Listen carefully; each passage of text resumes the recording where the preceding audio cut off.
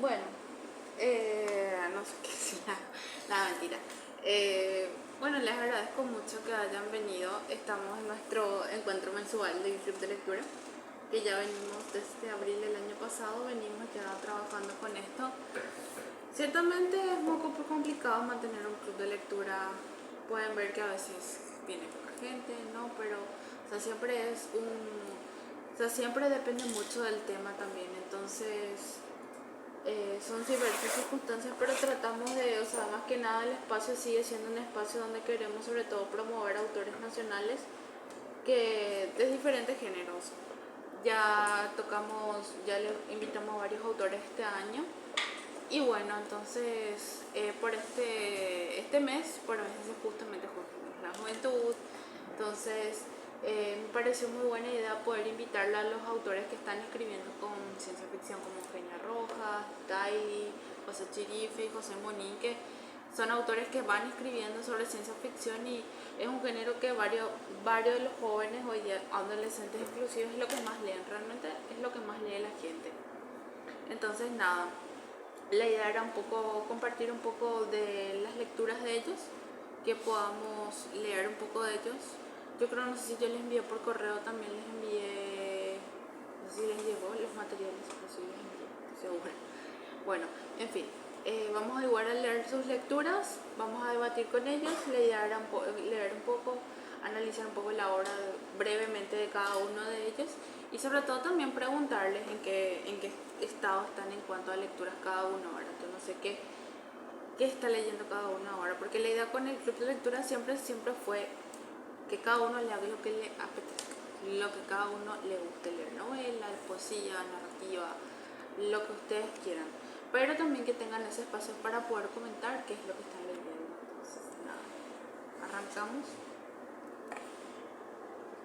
¿Por dónde? Sí, yo quiero hacer una consulta. Esto se hacía, o sea, se hace de manera mensual entonces. Sí, mensual. Y siempre sobre el tema de ciencia ficción. No, ahora este mes es por ciencia ficción, el otro mes es la de las dos poesías. Le vamos a invitar le voy a invitar a algunas poetas para que puedan, porque el otro mes estamos haciendo homenaje a lo que es el poeta paraguayo el 11 de octubre, si no me equivoco. 11 de octubre. Entonces, les voy a invitarle a poetas el otro mes, mujeres, hombres, para poder compartir con ellos también. Y la idea es siempre reunirnos el tercer martes de cada mes. El tema es que muchas veces por el tema de que a veces es un poco complicado el espacio o tenemos un feriado de por medio, entonces no siempre, a veces tengo que usar los martes, a veces el cuarto martes de cada mes. Y bueno, y eso. Entonces, ¿qué tal están con su lectura? Estamos de maravilla. Sobre estos libros, sobre cualquiera. Sobre cualquier. Estoy leyendo bastantes libros.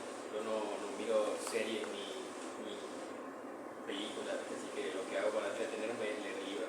Y hago como un zapping entre libros y tengo unos 7, 8 por ahí, me aburro un poquito de uno, salto a otro y así voy leyendo varios. Y la mayoría son ciencia ficción, por eso hoy mi género más habitual. ¿Cómo te llamas? Axel.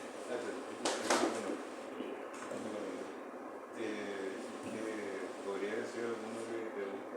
¿Tipo alguno de los libros que estás leyendo que te gusta? Ahora estoy leyendo, por ejemplo, terminé Guerra Mundial Z. Después estoy leyendo 2312 de Kim Stanley Robinson. También estoy leyendo Herederos del Caos, que tiene un apellido ruso, así que ni lo voy a pronunciar. Y después Involución, que también es del autor de Guerra Mundial Z, que se llama Matt Brooks. Eso estoy leyendo ahora. De esos libros creo que conozco como 2. Pero, no sé, tipo, tienen nombres interesantes. Sí, son lindos. Y también los uso como material de referencia y para aprender, porque también escribo libros de ciencia ficción. No traje ninguno porque no está ninguno terminado todavía, por eso. Sí, a mí me pasa igual. Queda como deuda para la próxima reunión de ciencia ficción. Claro, me parece. Sí, acá creo que yo soy Manuel, por cierto, un gusto. Creo que todos son escritores acá, ¿verdad? Intentamos. Yo al menos soy muy nueva en esto, ¿verdad? Desde primera antología, así que de repente van a saber más ustedes de ciencia ficción que yo. Siempre lo voy a decir. Pero soy aficionado. ¿Cómo te llamas? Daniel. Gusto, Daniel. ¿Y alguno de estos libros es tuyo? O sea, ¿tienes esta? Entonces, y justamente lo tengo a colación para poder exhibirlo y mostrarle a todos los muchachos. Por un tema que a mí me llamó mucho la atención. El sábado pasado se lanzó este ejemplar, que es una antología de ciencia ficción de autores compatriotas. Y aparte de llamarme la atención la portada, porque me recuerda mucho a esos libros de ciencia ficción de la década del 80, publicados por Martínez Roca, particularmente los de la Edad de Oro, Isaac Asimov, la Edad de Oro. Y justamente esta portada, esta carita, siempre me recuerda mucho a esos momentos, en particular cuando me iba a la librería internacional que quedaba sobre Estrella, Estrella, estaba sobre Estrella y General Díaz, creo que. Y me traía esos recuerdos, ¿no? Me puse a leer y algo me llamó la atención, este libro. Y entonces automáticamente mi mano se fue hacia mi anaquel de libros, busqué y saqué este. Y estaba haciendo la comparación. Porque fíjense, estos ejemplos. Dice, uno, están pesos, pesadillas, estos son nombres que están acá, son pesos pesadísimos. ¿Están? Esa vanguardia de la ciencia ficción de la década de los 80s. Y aún hoy día, digamos, Ray Bradbury, Kurt Vonnegut, Russell Baker, Damon Knight, gana luego. Y fíjense, esta es una publicación de la UNAM, de la Universidad Metropolitana de México. Es del área de Ciencia y Desarrollo, del Consejo Nacional de Ciencia y Tecnología. O sea, imagínense la relevancia de esto. ¿Qué relevancia le dan ahí a la ciencia ficción literaria? Y observen cómo es que está armado este libro, ¿no? El espacio que tiene su índice, esta es su presentación. Bien, preciso y claro, al grano. El primer autor, la primera obra con su primer autor, reseña del autor, esto. Fíjense, estamos hablando de peso pesado y le da esto nada más. Solamente para una información. Claro. Y comienza el cuento. Siguiente, pero esto es lo que más me llamó la atención. Te voy a pasar. Sí, justamente con este lo hacen así también. Ajá, con una fíjense. puntilla. Página en blanco, cuento. Claro. Eso no tiene. Eso colocan el cuento acá. Pasa por favor. El nombre del autor, así con su fotografía, con un choricito aquí. Irrelevante para el que es realmente el lector del género. Digo, sí, los muchachos quieren, y ¿saben la impresión que me causó al principio de esto? Es decir, los muchachos que hicieron este libro son lectores de PDF, no de libros. Por eso no tienen sentido de la estética. Porque un producto como este tiene también su estética. Demanda de parte de lo que lo fabrican un sentido de lo que es el gusto del lector a propósito de un libro real, no un libro de guau, de humo, que es lo que frecuentemente se lee, por desgracia. Pero quienes tenemos vamos a decir, una práctica con la lectura de libros, estamos acostumbrados a este tipo de manejos, a este tipo de prolijidades.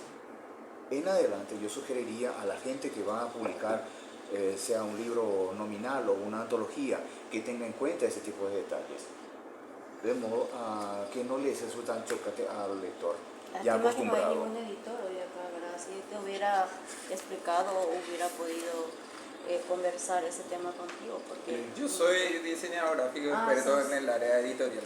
Tiene razón el compañero, yo quiero nomás explicarle algo que nosotros como autores no tenemos ninguna injerencia en esto, o sea, nosotros pasamos los textos y la editora es la que se encarga de la parte estética, ¿verdad?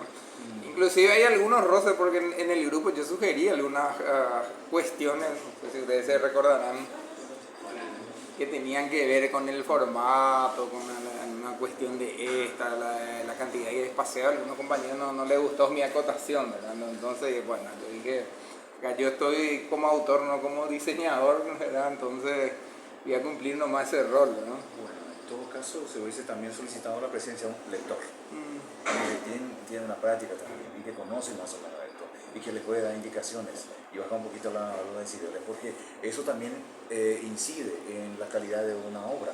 Sí, lo que pasa es que viste que el diseño fue mutando también y hoy hay algunas cosas que no se tienen en cuenta. En realidad el diseño editorial tiene sus partes, ¿verdad? Que en realidad nosotros como no decimos a esto, le llamamos hoy, no decimos más tapa, decimos cubierta, o sea, decimos portada. Y el nombre correcto es cubierta, realmente. Cubierta. Porque portada en los libros clásicos, la parte de adentro. Viene siendo la hoja 3 donde viene el nombre de la obra, el nombre del autor, el nombre de la editorial. Y en la página 5 viene la portadilla donde solamente viene el nombre de la obra, por ejemplo. Y son cosas que se fueron perdiendo. Se fueron perdiendo, sí, por una cuestión de, digamos que ciertos procesos editoriales se fueron haciendo más cortos y menos especializados en algunos temas. Entonces sí, comparto contigo, de repente hay falencia en ese tipo de cosas que son a pulir, ¿verdad? Pero nosotros realmente como escritores que intentamos publicar... Claro, pero como lector yo te digo, estos son desde este lado de la vereda, esto resulta de prolijidad. Ya, Sí, abierto, está fuera de nuestro abierto. control, nomás decimos nosotros. Claro, No. a ver, para no desviarnos mucho del tema, muchas veces la industria editorial en nuestro país está creciendo cada día más con sus falencias y con sus errores. Y yo creo que todos estamos pasando, inclusive Manuel sabe que nosotros estamos pasando por un proceso de edición de un libro justamente que vamos a publicar de un taller de escritura. Y podemos tener falencias, ¿verdad? Y las propias editoriales pueden tener falencias, pero no pasa por los autores, ¿verdad? El hecho de que los autores, así como Eugenia, van creciendo, van desarrollándose, Monín también van desarrollándose, y son obras intelectuales, son obras personales de ellos que ellos vienen creciendo, son de su propio. Entonces, hay veces no podemos comparar una industria nacional, pero con una industria mexicana, porque nosotros estamos muy retrasados a nivel tecnológico. Entonces, para cerrar un poco el tema y poder empezar con las lecturas que teníamos como que pendientes. Quiero hacer dos consultas. La cubierta, tipo, la imagen de la cubierta fue hecho con alguna IA. Sí. Creo que figura en los créditos de Está la todo, ficha sí. técnica, dice que En los créditos. es la que se usa. Está bueno, la verdad. Y segunda pregunta era solo como consulta personal. ¿Qué te pasó acá? Yo veo que tenés una curita ahí. Me golpeé. Ah, ¿pero estás bien? Sí, Okay. todavía. Porque de repente, no sé si de repente era como una especie de... ¿Viste famoso que nosotros los escritores como que estamos medio loquitos y qué sé yo? Ah, mira, Estamos atentitos. sí, como una expresión de decir, mira, lo tengo ahí en mi cabeza. Voy a usar una curita ahí para curarme. No, nada, digamos. Bueno, entonces, chicos, ¿cómo están? Están un poquito lejos, hubieran acercado más. Manuel. Manuel. Es Es la la primera vez que vienes para acá, ¿verdad? Por el proceso. Sí. Sí, yo también en la última vez que vine acá fue por el Parlamento que hicieron, pero es la primera vez que asisto a una reunión de psicología en la universidad. Ok. Qué bueno tenerlos por acá igual. Como les estaba comentando, más allá, o sea, la idea con esto, con el tema del mes de septiembre era, por otro lado también, hacer el encuentro mensual de club de lectura que nosotros llevamos ya varios meses ya como que construyendo. Es difícil difícil abordar un club de lectura o de repente llevar tiempo. Pero bueno, ahí le vamos. José, ¿quieres comenzar con las lecturas? Dale, sí, con tu permiso. Voy a leer un cuento que se llama Mateito. Sí, está en la página 39 para los que tengan el libro. Trajiste el tuyo, capitán. Pues dale, préstale una.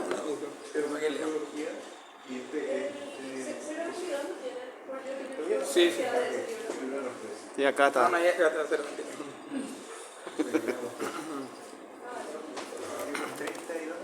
Página 32. 39. 39, tranquilo, son 40 páginas que se leen rápido. 4 páginas son, no hay que alarmarse. Entonces, Mateito, de mi autoría, soy José Chirife para los que están llegando recién. Y dice así: el entrevistador estaba agotado, cientos de preguntas y muchas horas de trabajo sin resultados positivos. Pero debía seguir. Eran las últimas oportunidades antes del fin. Entonces, si la entropía no puede revertirse, ¿qué podemos hacer? Sujeto 1 responde: racionar el uso de la energía. Sujeto 2 responde: orar. Tal vez Dios se apiade y haga un milagro. La última respuesta lo hizo sonreír. Según los cálculos actuales, casi no queda energía. La situación es bastante complicada. ¿Se le ocurre algo para probar, aunque sea experimental? Sujeto 1 dice: seguir con las investigaciones. Aún hay algo de tiempo. Sujeto 2 dice: el universo podría reiniciarse, como en el relato de la última pregunta, si Dios quiere. Vaya, los creyentes eran así. Pero la referencia al texto de Asimov resultaba interesante. Matteo Turing bebió el café. Su célebre antepasado había ideado esta prueba siglos atrás. La idea básica es hacer preguntas a dos sujetos que están en otra habitación, separados entre sí, y solo pueden responder por escrito. Uno de ellos es humano y el otro una máquina. Si el entrevistador no logra diferenciarlos luego de 5 minutos, la máquina pasa la prueba. Ninguna computadora, IA, robot, etc. ha pasado la prueba. Por eso se dice que los humanos son los únicos seres pensantes. El estado actual del tema energético requiere medidas extremas, que sugiere que el gobierno autorice solo el uso estrictamente necesario, dijo sujeto 1. Explorar las posibilidades de universos alternativos. El señor no cuenta todos sus secretos, contestó sujeto 2. Turing llevaba días haciendo la prueba a diversos equipos. Lo normal era que a las primeras respuestas identificara a la máquina. Pero en este último grupo, la marcada faceta religiosa de uno de los sujetos lo tenía confundido. ¿Para qué intentar remarcar la posibilidad de ser el humano? Se avisaba a los participantes que solo podían dar respuestas generales, sin inducir nada: raza, religión, género, etc. El universo estaba por llegar a la muerte térmica. Energía para transformar casi ya no existía y todo comenzaba a apagarse. Pocas estrellas emitían sus titilantes luces, la mayoría estaba sin fuego. Nuestro sol parecía un farol mortecino. La vida entera flaqueaba. Acá todos nos jugábamos la supervivencia. Era impensable que alguien reclutado para la prueba hiciera tonterías. ¿Y si la máquina respondía así? No encontraba sentido en ello. ¿Podía creer en Dios o estaba entrenada para mentir? ¿Era posible? Miró la lista de los grupos que faltaban. Este era el último. La esperanza se desvanecía. Los jefes aún esperaban encontrar una verdadera inteligencia artificial para alimentarla con los millones de datos disponibles y resolver el problema de la entropía.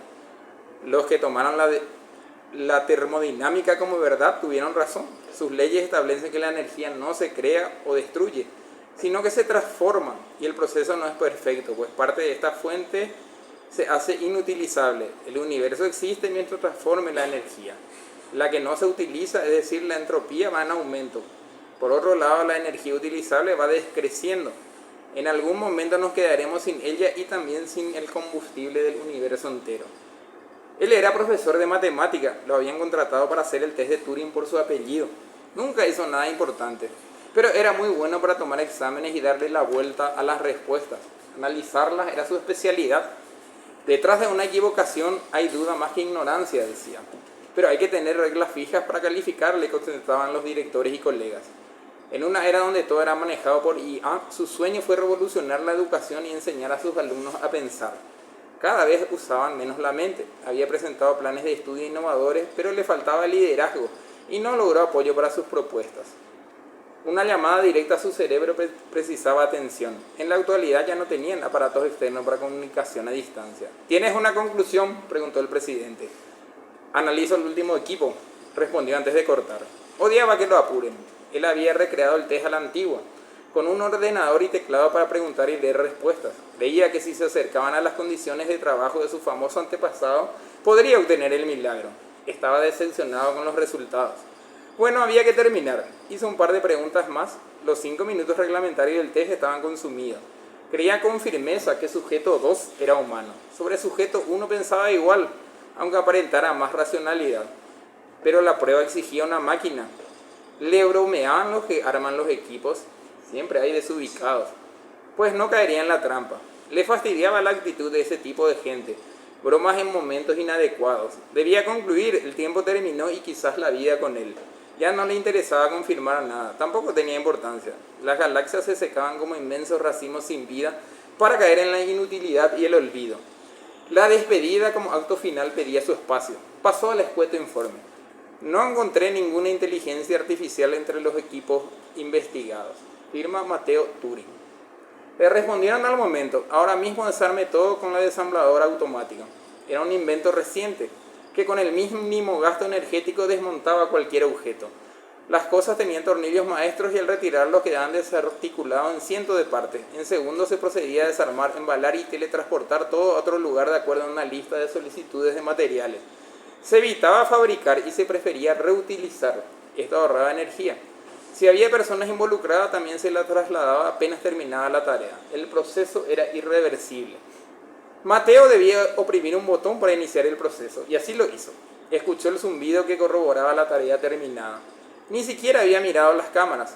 Ahora todos los recursos, incluidos los humanos, se racionaban y él era el único encargado del edificio de pruebas. No había otras personas ni IA. Antes de apagar las luces e ir a beber a algún bar, la curiosidad le picó. Fue a mirar las grabaciones del último equipo entrevistado. Se imaginaban los sujetos, un inocentón creyente y un presumido sabelotodo. Abrió las imágenes del equipo Z. 2 computadoras habían contestado sus preguntas. Había asesinado a las únicas y verdaderas IA, las máquinas que pasaron el test de Turing. Ahora de verdad estaban perdidos.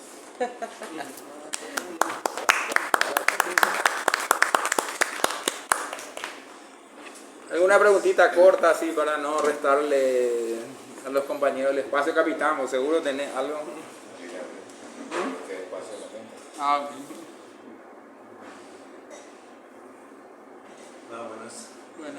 Buenas.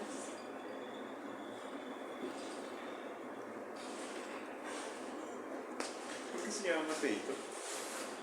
Mateito es un tono despectivo, porque Alan Turing, como fue un matemático, un científico importante que formula esta prueba, los datos son verídicos. Hasta ahora ninguna IA ni computadora pasó de este test de Turing jamás, hasta la fecha de hoy. Entonces él era un tipo que Mateo quiso ser importante y no lo logró. Él simplemente Mateito. Hasta ahí llegó. Me gusta el concepto del tornillo maestro, que una vez encajar algo ya se desarma todo solo.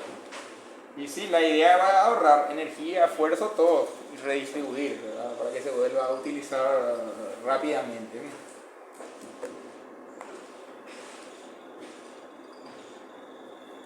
Yo no sé, porque está como maestro de ceremonia. La compañera ahora. Voy a pasarlo allá. Ah, porque bueno. Acá no van a... Allá, bueno. Yo no tengo la voz de barítono. De Mateito. Mateito. ¿Qué página anda que tú?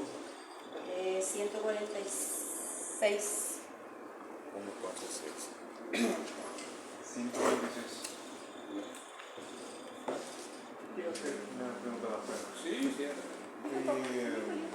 Sí, el mismo Yo libro. me imagino que en algún momento alguna computadora... 146. Es lo que yo pienso ahora y que creo que mucha gente... No, pero ¿cuál es el nombre del...? Ah, La computadora va a lograr se pasar está como el los árboles. antes de que sea tipo el final del universo, ¿verdad? Tipo, pero ¿por qué justamente, o sea, lo pusiste más bien como ironía el que justo una computadora logre pasar antes del final, me imagino, ¿no? Tipo, Sí, y no se pudo usar, ¿verdad? Porque ya desarmaron todo y Sí. terminó esa computadora especial. Y bueno, es como decir, como una ironía, como a ver que alguien presumido que se creía un intelectual como era Matellito, él llega a una conclusión sin manejar todos los datos, se deja guiar por unas respuestas que él juzgó mal, dijo que es su especialidad. Y por culpa de alguien así, con poca preparación, como ha pasado muchas veces a lo largo de la historia, nos perdemos todo. no llegué a leer mucha.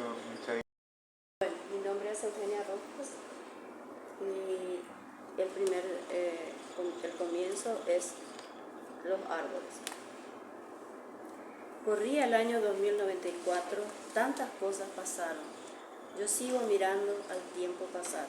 Los árboles se habían revelado por tantos maltratos humanos. Un día despertaron y se dijeron, no más hachazos, ni motosierras, ni heridas. Comenzaron a moverse con sus ramas de un lado a otro, dando vueltas por doquier. Se tragaban las hormigas que intentaban comerles el corazón. No dejaban que ningún pájaro se pose en ellos o se acerque a picotear sus troncos. La falta de lluvia también causaba estragos en ellos. Tantos años fueron víctimas de los depredadores que quedaron pocos. Los retoños no pudieron sobrevivir, sus frágiles cimientos no aguantaron. Así caminaban tomados de las ramas para darse ánimo. Los humanos también sufrieron la rebelión. No tenían materia prima para sus utilidades. Tarde se han dado cuenta de la importancia de estos seres mudos, sin protesta por tantos siglos. El calor era sofocante, muchos mayores desaparecieron, no soportaron la escasez de oxígeno. El aire cada vez era menos respirable. Sin vuelta atrás, el H2O se volvía metálico. Los pájaros se sentían desválidos, ya que los árboles no dejaban posarse ni siquiera en sus ramas. Tanto tiempo sufriendo en silencio que ahora no podían echarse atrás. ¿Qué hicieron los pajarillos al no poder volar? Comenzaron a caminar en busca de lugares donde esconderse de sus depredadores. Sus garras empezaron a crecer y se convirtieron en muñones. Sus picos se atrofiaron, comenzaron a tener dientes. Se volvieron topos, hacían túneles para sus guaridas.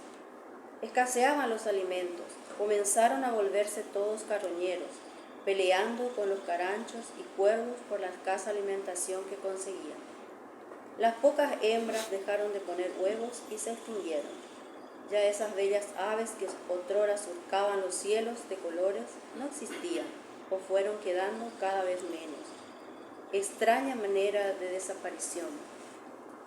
Los humanos se endurecieron, se volvieron mecánicos, robotizados, con un corazón latiendo en una coraza de acero puro. Las chatarras de los autos, celulares, computadoras y robots se volvieron pilas y pilas, montañas de hierro retorcido.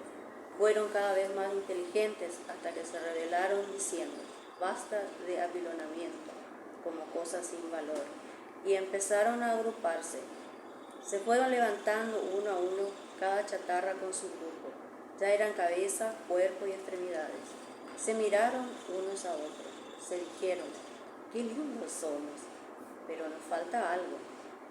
Sí, un corazón. Debemos conseguirlo, de los humanos o tal vez de los animales. Comenzaron una discusión, todos hablaban al mismo tiempo, no había orden. La computadora más antigua, una de las IBM, puso el alto. Así no vamos a llegar a nada, necesitamos un líder, vayamos a votación. Abstracta, en una galaxia cercana, un ser superior con forma de mujer miraba todo lo que ocurría en los planetas, pero más le interesaba uno de ellos, la Tierra. Le preocupaba cómo se iban destruyendo unos a otros. Ahora, viendo que las chatarras se estaban moviendo para dominar el planeta, lo lograrían con mucha facilidad, ya que ocupaban más de la mitad de la superficie terrestre. Este ser tenía espías por todos lados, escuchaba y veía a través de los ojos y oídos de sus servidores etéricos. Usaban la teletransportación, no tenían necesidad de ningún tipo de vehículo, solo con imaginarlo ya estaban en el lugar deseado. Abstracta pensó, si consiguen el corazón sería otra destrucción masiva. Sea cual sea el corazón que eligiesen, tendrían que matar para conseguirlo. Yo les podría proporcionar uno a cada uno y les pondría un chip para poder controlar sus movimientos. Pensó, bien, iré a verlos. Son demasiados, hay que ponerles freno o no quedará nada. En Ciudad Chatarra, Abstracta se teletransportó a la ciudad. Ella era esbelta, blanca como la nieve, de cabello negro como la noche, ojos de color del cielo, labios rojos como fuego tempestuoso. Pegó un pisotón y todas las chatarras temblaron. ¿Ya tienen un líder?, preguntó suavemente. Todos respondieron con un sí. Bien, IBM. Me dirijo a ti como líder de Ciudad Chatarra. ¿Tienen un corazón? Yo les puedo facilitar eso, si les interesa, claro está. IBM había escuchado hablar a una espléndida mujer llamada Abstracta que dominaba galaxias y planetas. Sí, señora, aceptamos la propuesta, respondió. ¿Cuántos son? ¿Todos quieren un corazón? IBM respondió lentamente. Somos trillones, pero sé que no habrá tantos corazones disponibles. Podemos probar con cientos mientras vemos los resultados. Abstracta se tranquilizó. Sería más fácil de lo que imaginaba. Comencemos por ti y elegiremos al azar al resto que podrán acompañarte en este experimento. Abstracta comenzó su misión de colocar los corazones etéricos a un grupo seleccionado de robots chatarra. Tenía curiosidad por este nuevo experimento. Para empezar serían suficientes 3.000 de ellos. A estos se podrían controlar fácilmente. Entre ellas estaría la líder, IBM. Los catalogó por ocupaciones. Ellos enseguida se dieron cuenta que algo nuevo tenían dentro, porque podrían sentir, no solo pensar. Sintieron compasión unos por otros. Se vieron por primera vez. No me gusta esto, me estoy viendo, dijo Chatarrita. Somos apenas un puñado de basura cibernética. Abstracta los estaba escuchando y evaluando a cada uno. IBM también pensó. Creo que no podremos competir con los humanos. El corazón nos debilita, nos hace pensar y sentir cosas increíbles. Tenemos que encontrar el modo de que no sigan tirando a todos nuestros hermanos. Se dirigió junto a Chatarrita. Era un robot que había sido esclavo de una familia. Lo tenían como cocinero, mayordomo, jardinero y chofer. Cuando salió el último modelo, la familia lo descartó como a todos. Los hambrientos. Los alimentos eran muy escasos y por su alto costo no alcanzaba para muchos. La fábrica de granos sintéticos no daba abasto. El agua, cada vez más contaminada, hacía estragos en los debilitados humanos. Por supuesto, la delincuencia estaba por doquier. Se temía que en cualquier momento se volvieran caníbales. Lo único que quedaba eran los despojos de la humanidad. Las aves viviendo como topos, comiendo solo termitas y algunas hormigas, eran presa fácil para los hambrientos. Los árboles ya no tenían mucho tiempo. La escasez de lluvia los tenía sentenciados. En la ciudad chatarra había solo hierros retorcidos y muchas cucarachas que servían de alimentos para muchos. Abstracta pensó, ¿será que podré salvar a este planeta? ¿Valdrá la pena con tan poco interés de parte de sus habitantes? Pensó en Chatarrita. Fue el único robot que actuó como un humano. Cuando le colocó el corazón, sintió ternura. Tal vez se quedaría con ese ejemplar. Era hora de unir las piezas de lo poco que había en la Tierra.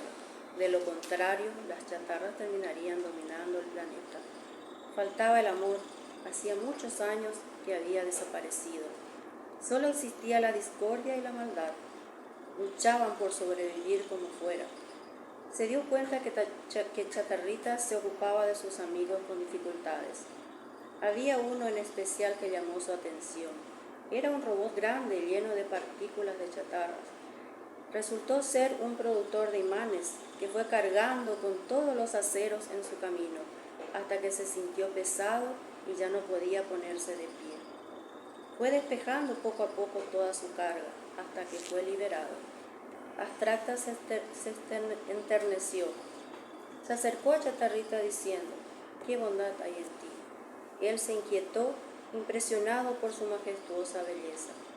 «Mi señora, tú me diste un corazón, así también me lo puedes quitar. ¿Qué puede hacer este humilde robot por usted?». Abstracta respondió: «Me gustaría solo charlar un rato. ¿Recuerdas tu pasado? ¿Cómo fue que empezaste a formar parte de la robótica?». El otro responde: «Claro que lo recuerdo. Fui de los primeros ejemplares que se creó.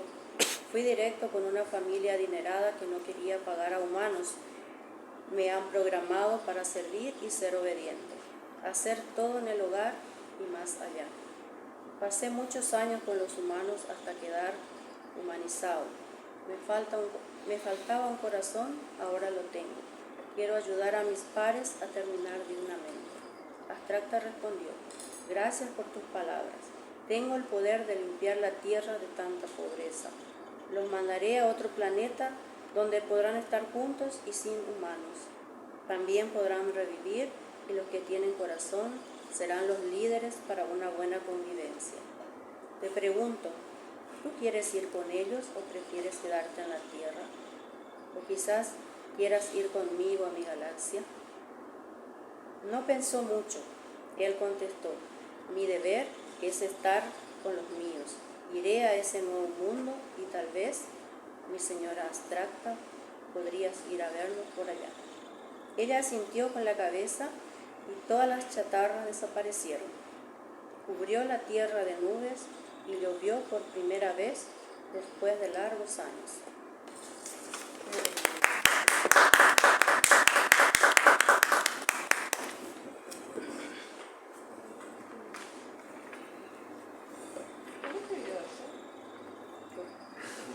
Es demasiado hermoso. ¿En serio? Ay, muchas gracias. A mí me hizo recordar un anime, se llama Nier Automata. No sé si conocen. ¿Era un videojuego? Es un anime. Pero el anime O me sea, hizo sí, recordar era un sobre los robots. O sea, la raza humana ya no existe, sino viven en el espacio exterior con una nave nodriza que controla y van buscando vidas mecánicas. Me hizo recordar nomás Mi relato. tu relato. A mí el inicio me hizo acordar a una película que creo que se basó en un juego que se llama The Happening, en el que básicamente, no sé si lo conocen, ¿verdad? Pero básicamente las plantas comienzan a matar humanos. Es así, las plantas evolucionan lo suficiente como para que cuando empiecen a tirar esporas, o sea, tiran esporas que entran en el sistema nervioso de las personas y hacen que se suiciden.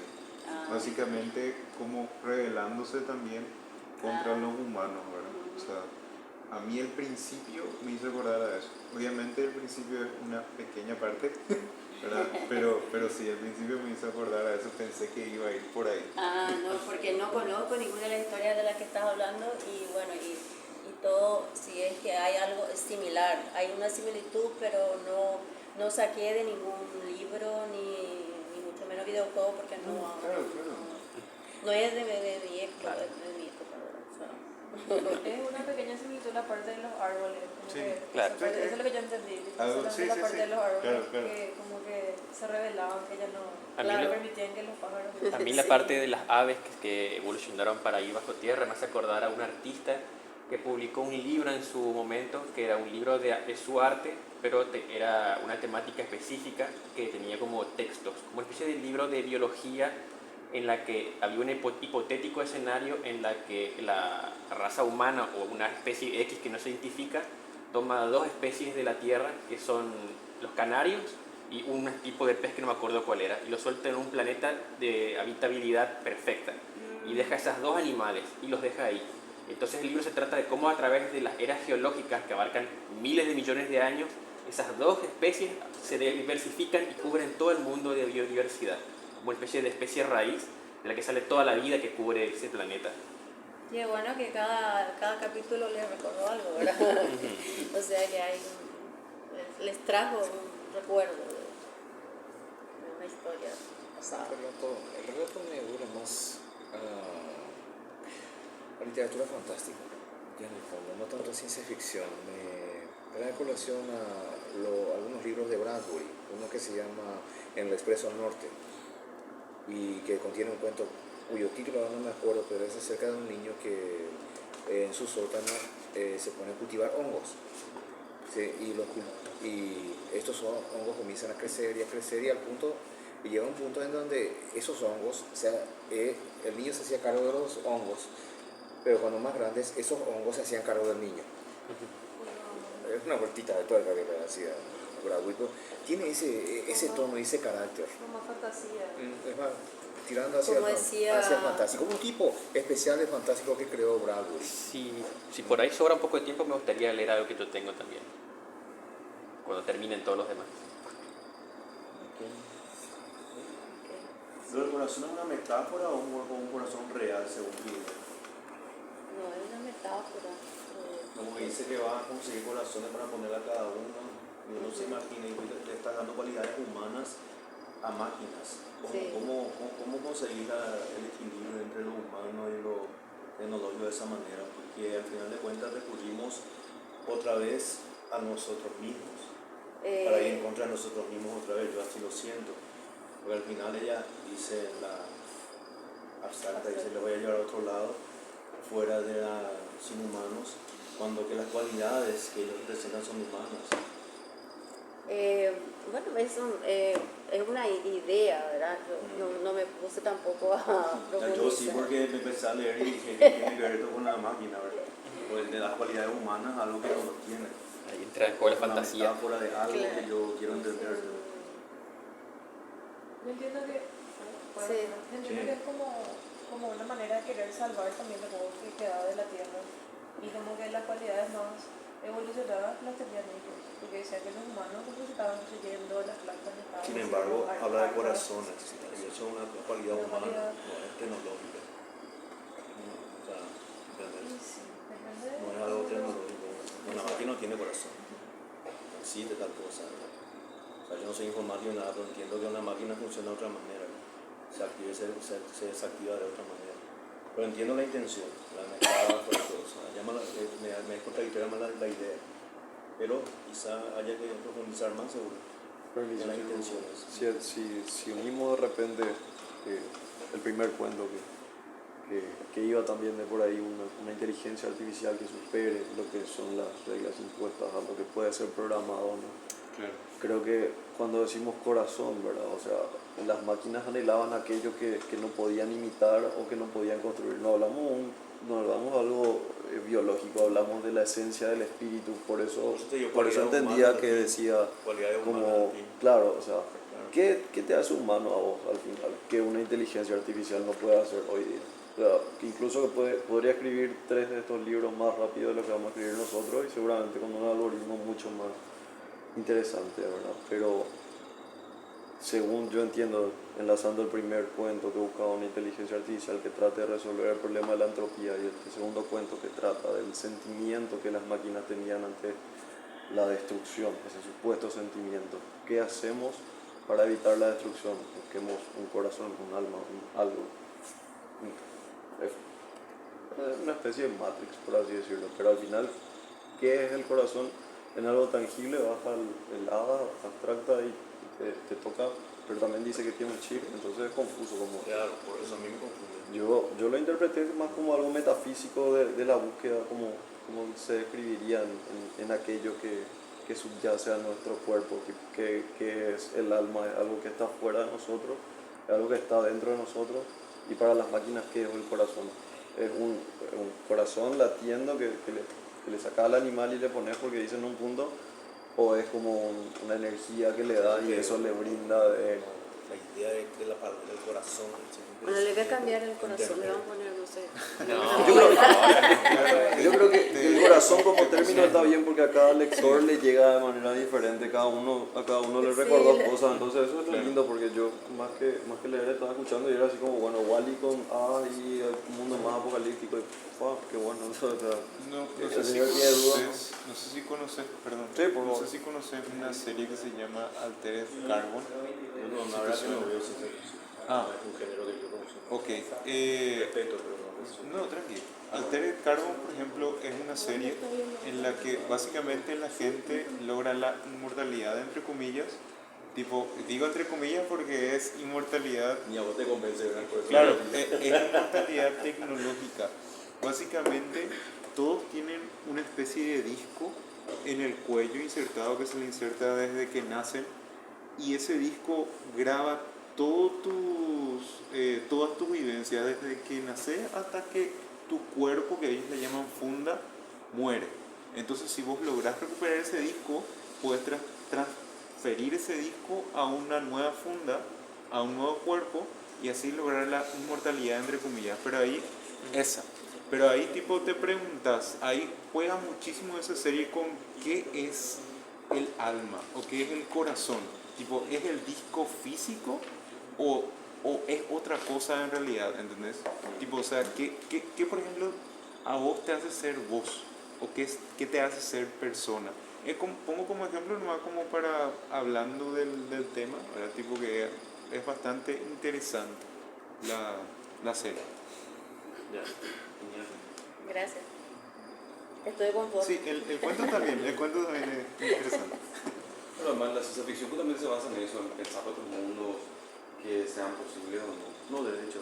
No tiene por qué ser exactamente. Es que no Real. hay conexión para que sea algo exacto. Le pone relación directa, o debería haber. te con un Pero riñón. se trata de la Debería tomar la mitad por ahí. Hay mucho que hablar. Hay mucho que decir. Pero termina Vamos a contigo mucha escucharle a lectura pendiente. compañero José Bonito. Ahora me toca a mí leer. Y nuestra broche de oro es la profe. Y luego el compañero también, como dijo. Cada uno va a tener oportunidad de, por lo menos un poema leer de ciencia ficción. Yo quiero leer un cuento que se encuentra en mi libro 022. El cuento se llama 022. Dice, no recuerdo bien en qué ciudad fue, pero repentinamente alcé los ojos al cielo. No pude ver con claridad a causa de la luz del sol. Pude percatarme de una enorme caja metálica bien cuadrada. Algo parecido a los paragolpes lo rodeaba, creando una onda de aire y de electricidad a su alrededor. De esos mismos salían dos pequeños más tirando aire, destruyendo todo lo que tocaban. Las nubes se alejaban, los gritos de las personas me asustaban, produciendo un dolor indescriptible en mi cuerpo. Por un momento pensaba en lo grandioso que era la vida, el no aprovechar de ella. En otras palabras, oraba para no morir. No quería morir al primer encuentro con cosas así. No tendría sentido que me pasara eso. Esa onda convertía en polvos a los seres vivientes. Me quedé parado observando cómo pasaba sobre mi cabeza esa cosa, matando a casi a todos los seres humanos, destruyendo todas las obras de sus manos. Mi corazón latía tan fuerte al punto de causarme varios dolores. Vi cómo se alejaba ese paragolpes metálico flotante, ignorando mi presencia. Oh Dios, me había protegido para que pudiera conocer algo más de la lógica humana. No lo sé. Solo pude observar al parar de temblar cómo la raza humana era aniquilada. A todo eso, tomé coraje para huir de ahí. Vi un automóvil con las llaves sobre el asiento. El vidrio ya estaba roto. La alarma sonaba muy fuerte. Desbloqueé haciéndolo arrancar. Me fui en dirección contraria, observando cada instante desde el retrovisor la distancia. No había nada ni nadie por las calles y rutas para subirlo conmigo y así poder entender que todo eso no era un sueño. Iba a gran velocidad. El combustible había bajado la mitad. Mi idea era huir hasta donde aguantara. Miré al costado, viendo a lo lejos algo en cuatro patas, como un casco gigantesco sostenido por ellas. No tenía ventanas, ni puertas, ni luces. Su tamaño creo que superaba los cerros. No sé cómo pude percatarme que de él salían escupitajos de aire impactando con lo que tenía enfrente. Mi susto aún fue más grande que la primera vez. Ahora sí deseaba morir para no sentir más esos dolores. De tan grande que fue mi asombro, no pude percatarme de la caja metálica viniendo hacia mi dirección. Apagué el motor del auto. No hice ningún movimiento. En un parpadear la caja metálica entraba al casco sin abrirse ninguna abertura. Lanzó un sonido de bocina que me hizo caer como muerto. Desperté. Los dolores en mi cuerpo ya se habían ido. No podía saber dónde me encontraba ya que la habitación estaba iluminada. En eso recordé el bocinazo del gran casco sostenido por 4 patas. Pensé levemente que tal vez estaba dentro de él. Los temores me volvían a asaltar. Decidí buscar la salida. Me llamó la atención el no haber placares, mesas, sillas ni ventanas, solo la cama donde estaba sentado. Observando con tranquilidad, pude ver que al frente estaba la puerta. Era tan perfecta que no tenía rendijas. Al llegar a ella, antes del tacto, se abrió por sí sola. Estoy atrapado aquí a punto de ser un experimento. Qué mal. Me hubiesen matado para no pasar por esto. Decía eso sin saber que algunas personas me estaban escuchando. Mi rostro cambiaba, el dolor en mi corazón se aliviaba. Quería abrazarlos y hablar con ellos. Me miraban espantados. Retrocedí varios pasos. ¿Ustedes han sobrevivido a la invasión? ¿Qué han hecho para no ser capturados por ellos? Preguntaba cada rato. Algunos ignoraban mis preguntas. Otros tocaban sus cabezas. Los del fondo mecían las muecas. No sabía lo que pasaba hasta que escuché. No sé de qué estás hablando, amigo. Aquí no hubo ninguna invasión ni guerra. No sé de qué rayos nos hablas. ¿Qué? Ustedes me están tomando del pelo, ¿verdad? No quería creerlo, pero fuimos atacados por extraterrestres. Aunque no sé si pueda decirlo así. No sé si el gobierno tuvo una falla científica. No sé si el camuflaje terminó. Pero yo vi una caja metálica flotando entre las nubes. Algo parecido a los paragolpes lo rodeaba. Era una cosa peligrosa que mataba a todo ser viviente.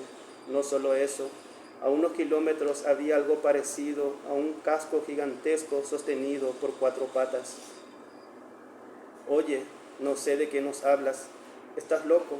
Deja de contarnos tus sueños. ¿Qué invasión ni qué nada? Además, los extraterrestres no existen en esta galaxia ni a 1000 años luz. Las naves enviadas a recorrer el espacio han confirmado la no existencia de seres inteligentes fuera de esta órbita, dijo un señor acomodando su pequeño lente. ¿De qué están hablando? Los únicos locos son ustedes. No hay naves que viajen al espacio y den informaciones. Sé muy bien que tardan años en llegar a destino cualquier cohete lanzado a otros planetas, pero naves no lo creo. ¿Acaso estaban durmiendo al momento de la invasión? No habrá pasado ni un día de eso. No pude haberme quedado dormido por tanto tiempo. Estamos en el año 2022, precisamente en el mes de mayo, mes de la patria. ¿O me van a decir que estoy equivocado? ¿En verdad lo estás? No estamos en ese año, pero sí en ese mes, dijo un señor de baja estatura con un metal que cubría su oreja derecha. Cuando iba a decirme el año, apareció otro señor, pero muy elegante, con un traje que nunca antes lo había visto. Parecía más cuerdo que todos ahí. La duda me volvía a sobrepasar. Él tomó la palabra preguntándome si en verdad creía que era el año 2022. Tras él apareció una señora con la misma vestimenta, pero con una hombrera diferente. Parecían militares o astronautas. Disculpe, señor, ¿es verdad que vio la invasión alienígena del 022? De eso han pasado muchas luces. Hasta parece un mito que recorre en las colonias. Justo estaba pensando en que usted podría ayudarme a sacar las dudas de mi interior. Además, no sé si me creerán o no, pero es verdad. Fui testigo directo de lo que pasó. De lo que no entiendo es eso del 022. Tampoco quieren decirme en qué año estamos. Bueno, yo le creo, por su rostro puedo darme cuenta que no nos has mentido. Le diré algo a usted, todo lo que has dicho es un mito que recorre por todas partes. Se trata de un hombre no más de 40 años que desapareció justamente en el momento de la invasión alienígena. Se dice que su gene lo salvó de morir al contacto de las ondas eléctricas de los extraterrestres. Han pasado miles de años de ese hecho. Aún en los libros se detallan algunas cosas. Muchos escritores han tomado posesión de esa parte de la historia.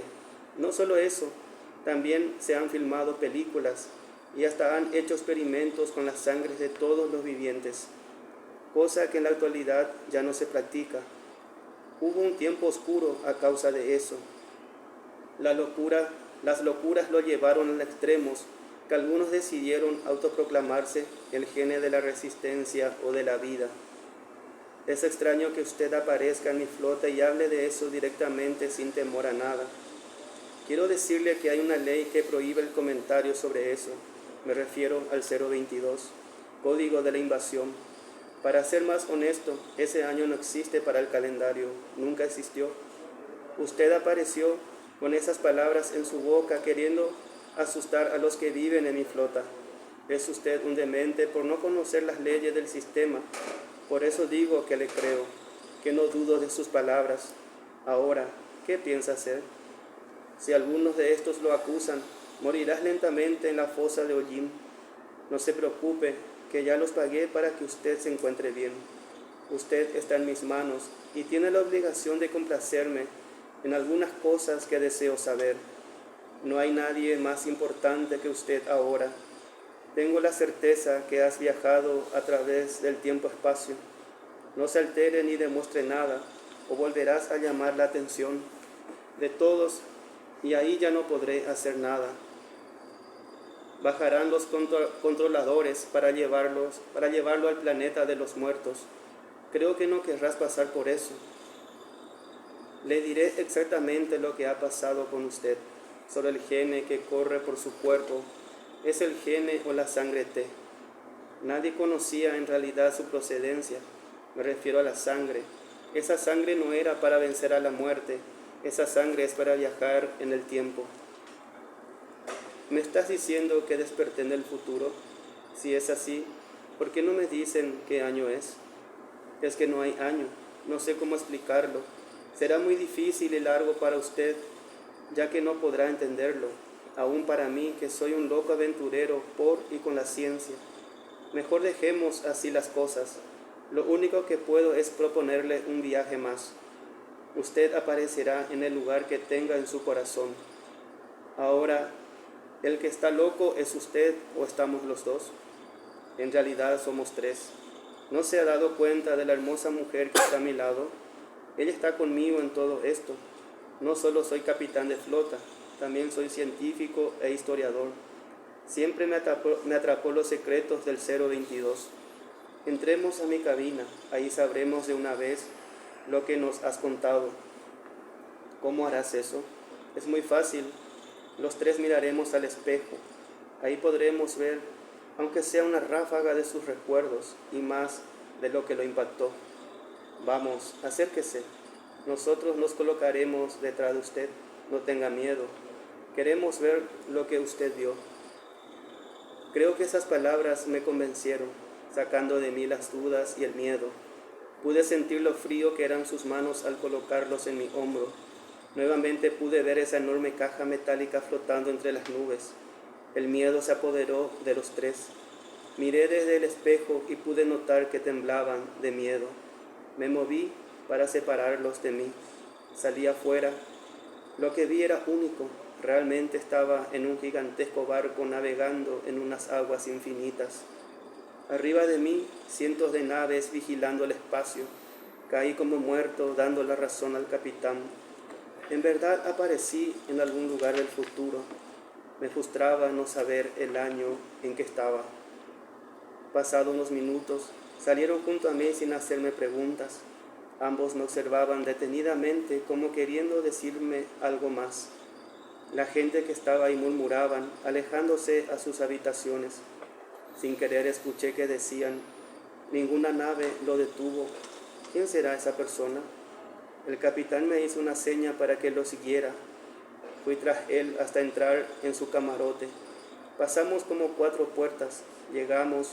Me volvió a decir que si podía viajar en el tiempo, eso ayudaría en el pasado para dominar su temor al igual que ellos.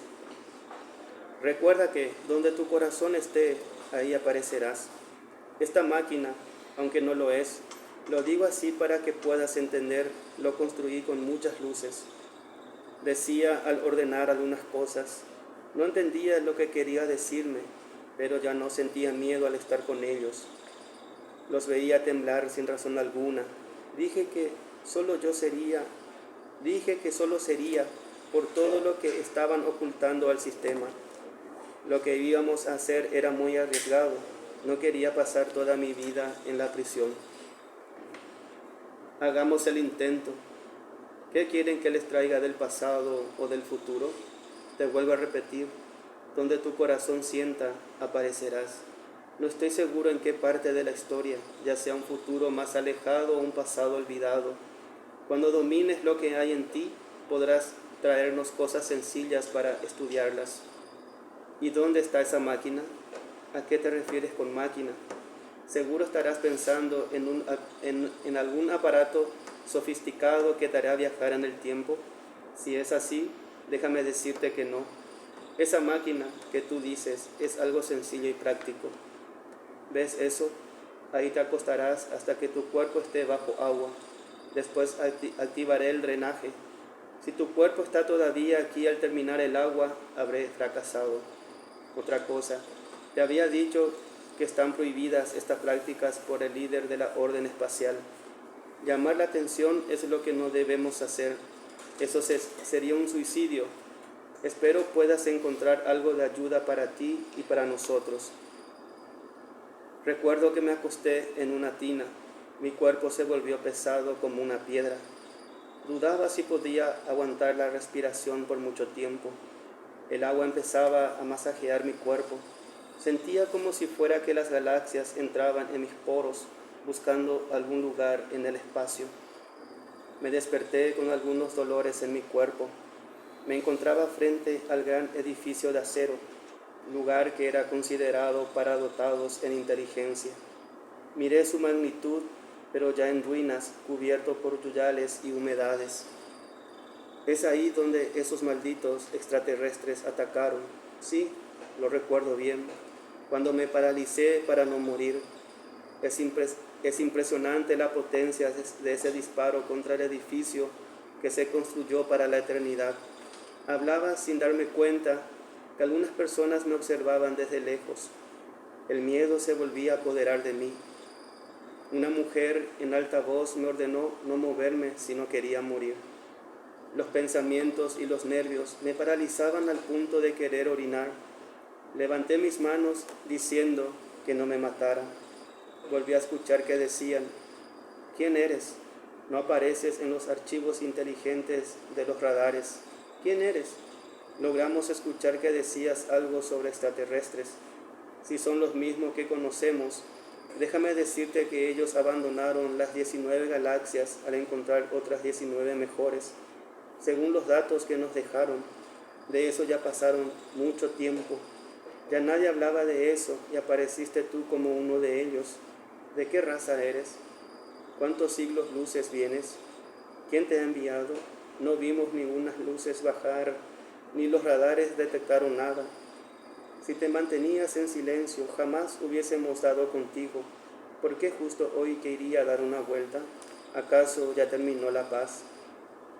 Al escuchar esas preguntas, mi corazón sentía el miedo y la destrucción como en el día de la invasión.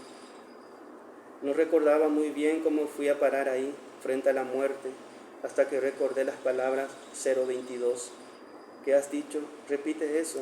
No fue nada, solo un pensamiento mío.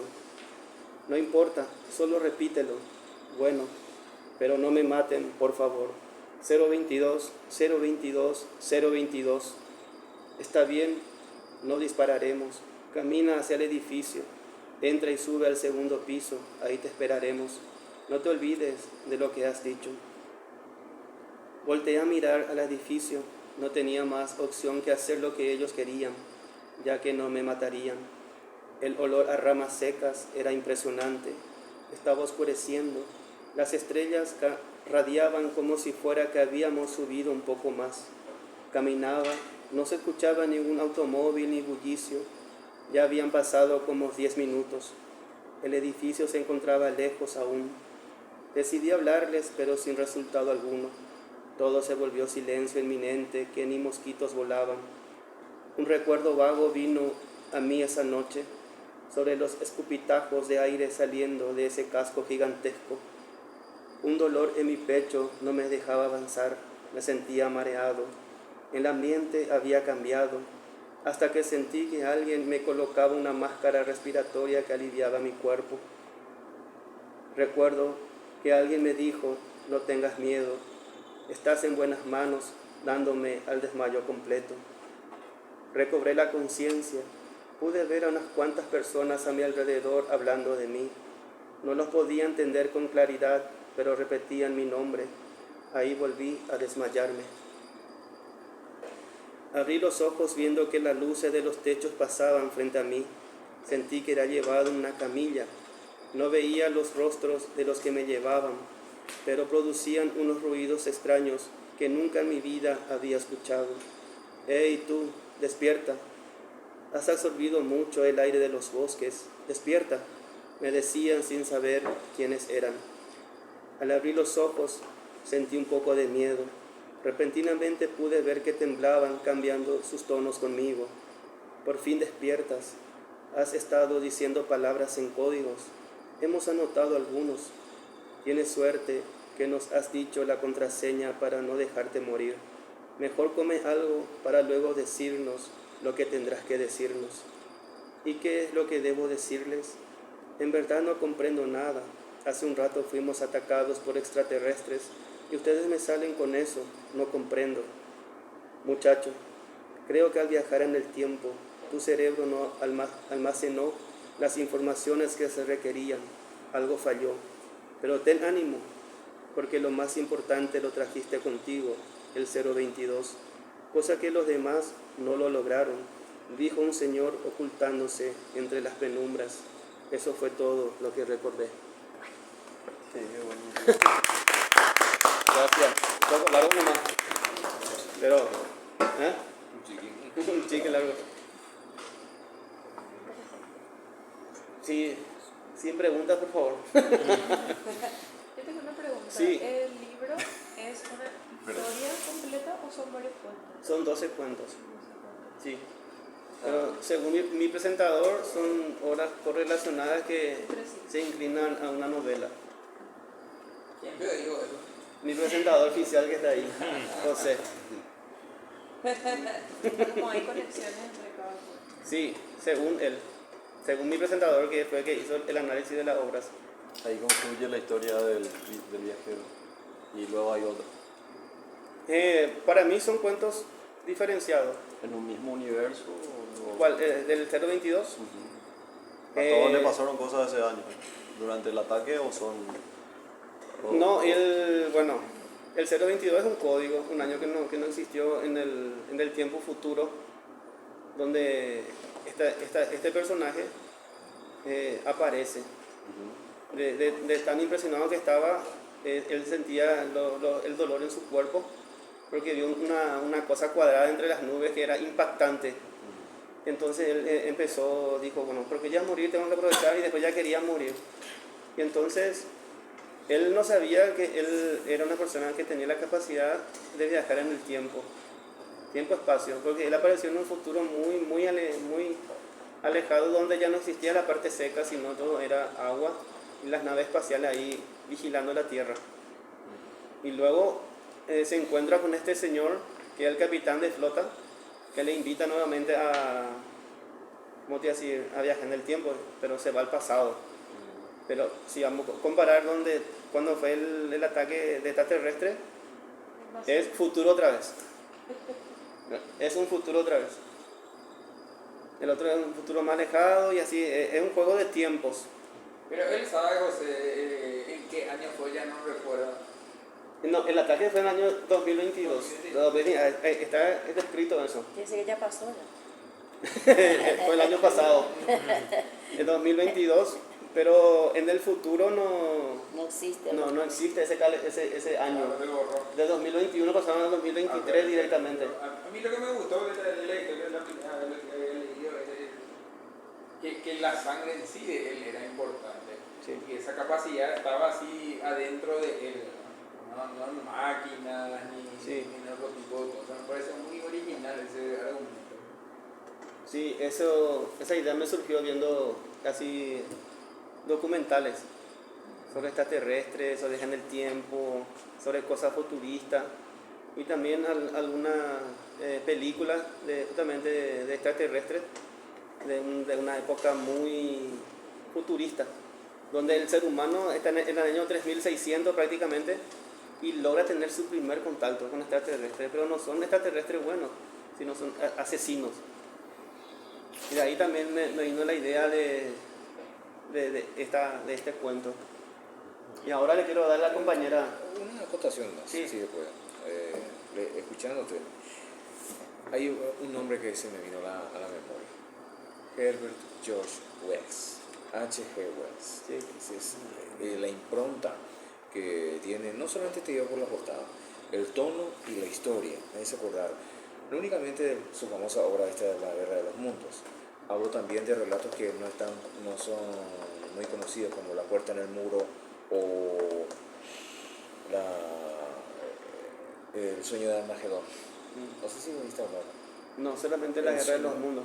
Bueno, yo te sugiero, porque hay mucho de él en ese cuento de H.G. Wells, en particular de esas tres obras, que son, bueno, está La Guerra de los Mundos, está La Puerta en el Muro, está El Sueño de Armagedón, también este relato que se llama En el País de los Ciegos. Ya te digo, tu historia me recuerda mucho a él, porque bueno, prometo una idea, partiendo de la premisa de esta invasión alienígena que remite pero también el tono, La Puerta en el Muro trata acerca de una persona de un londinense que va caminando por una vereda y encuentra una puerta en un muro, o sea, detrás de un montón de vegetales, entra e ingresa a otro mundo realmente. Y después vuelve a salir por la puerta y cada vez que entra y sale son dos mundos totalmente distintos, el de la ciudad de Londres y lo que está adentro. Esa dislocación.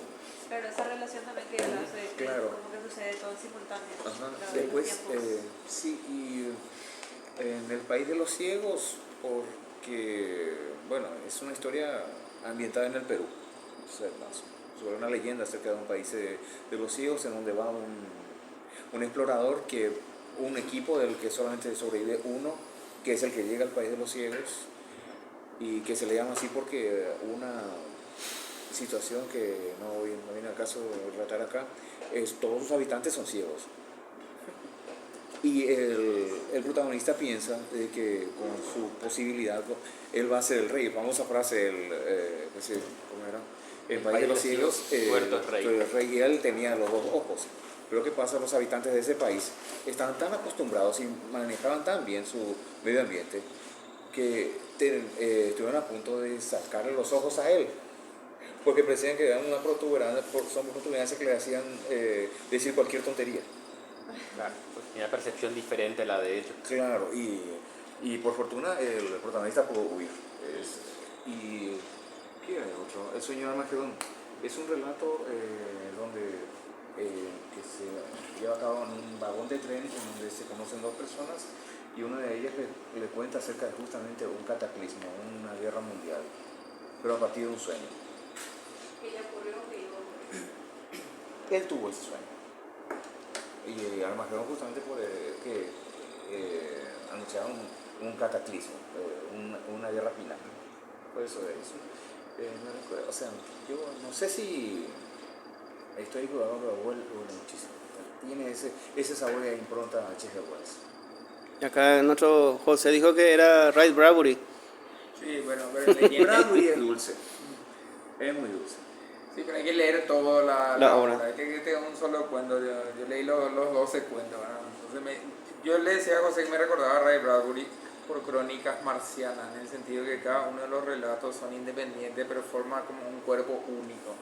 Crónicas Marcianas era un libro de cuentos. Sí. Eso es lo que nadie medio que conoce.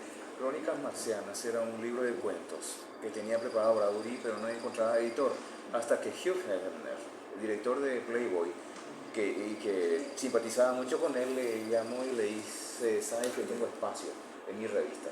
Me sobraban tantas páginas. ¿Tenés alguna novela para mí? Y Bradbury dijo que sí. No hay problema, te la envío en 2 días.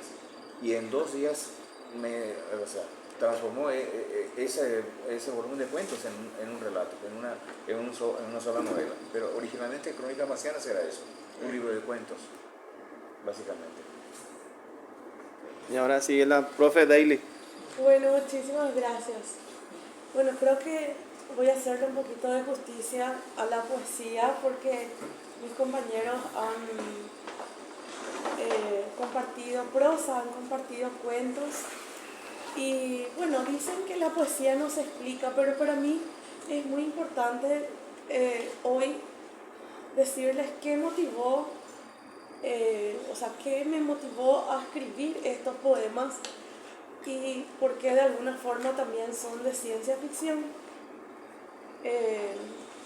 Hace un tiempo atrás tuve un arrebato terrible de poder recuperar de alguna manera esa sabiduría del mundo antiguo y curiosamente llegué a descubrir algo que me llamó la atención.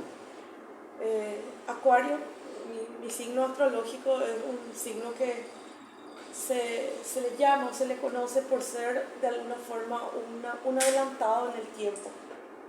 Y dije, bueno, me voy a ir al pasado y empecé con algunas lecturas del libro de la Torá.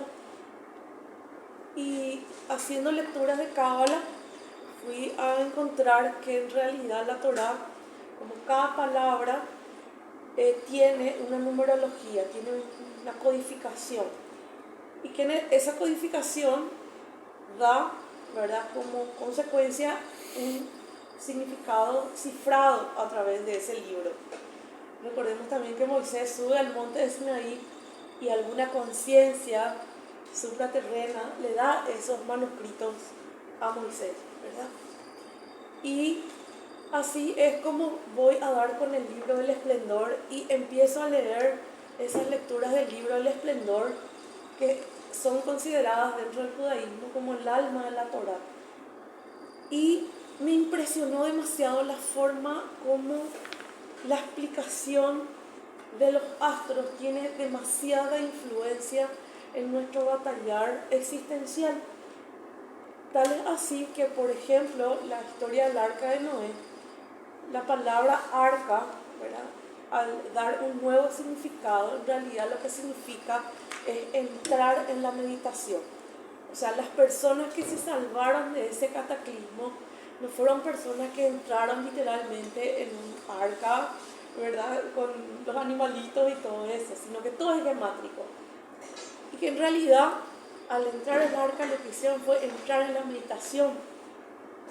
¿Y qué ocurre? Ella me llevó a qué ocurre cuando nosotros, los seres humanos, practicamos la meditación trascendental, que por cierto está en todas las culturas antiguas. Y lo que ocurre es que abandonamos este cuerpo físico.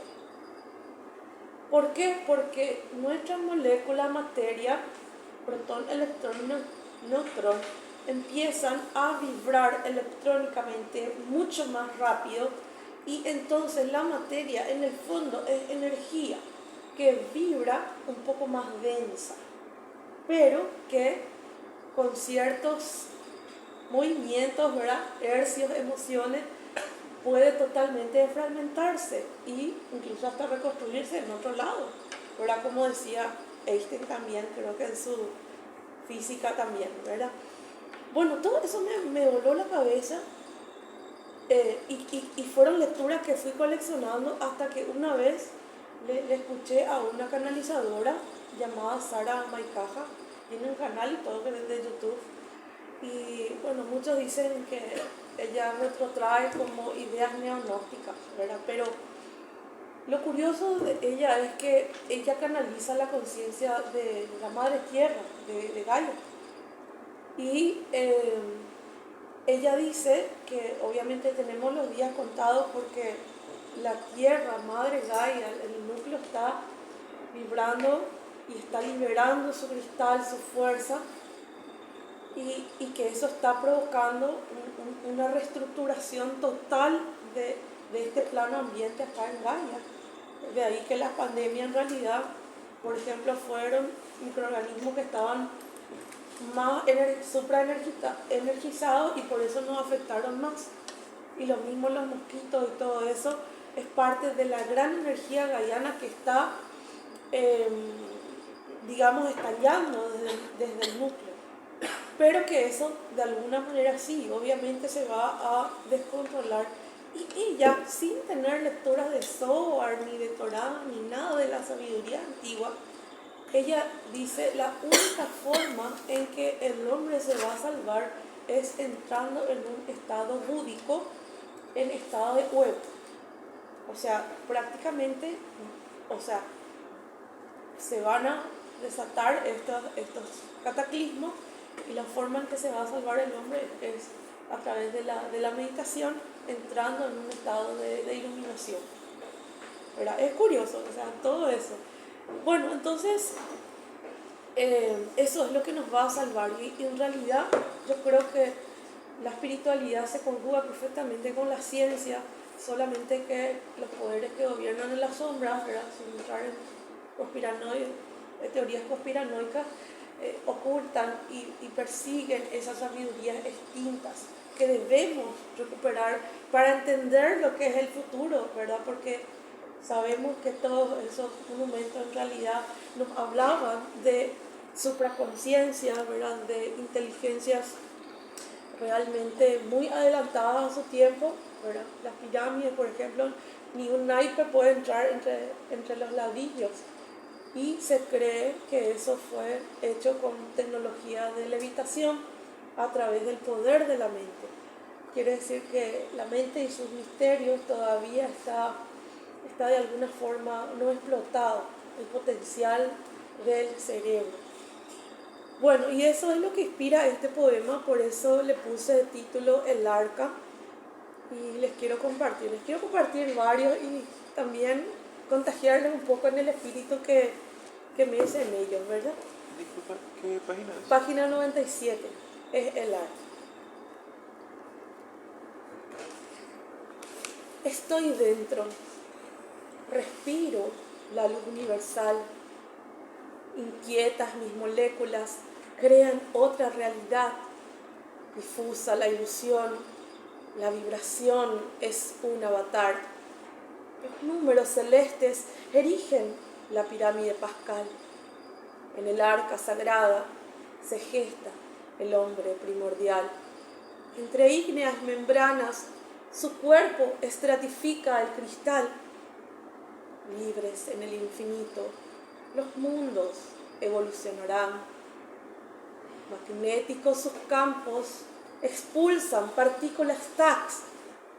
Metamorfosis corpórea, mecánica en el carro mental. Entre frecuencias orgónicas se expande un haz dimensional. El arca nos aguarda, su energía nos cobijará. Con nuestros ojos ocultos empezaremos a gravitar.